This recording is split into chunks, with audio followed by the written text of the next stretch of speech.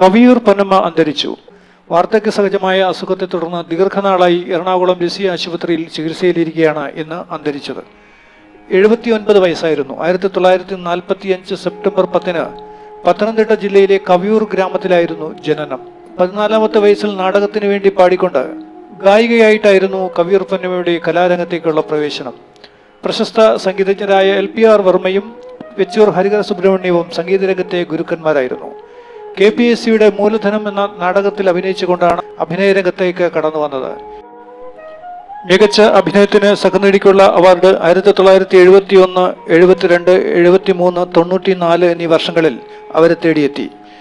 Cinema നിർമ്മാതാവായിരുന്ന മണിസ്വാമിയാണ് ഭർത്താവ്. മകൾ അമേരിക്കയിലാണ്. രോഗം മൂർച്ഛിച്ചതിനെ തുടർന്ന് കഴിഞ്ഞ ദിവസം അവർ അമേരിക്കയിൽ നിന്നും വന്ന് കണ്ടു മടങ്ങിയിരുന്നു.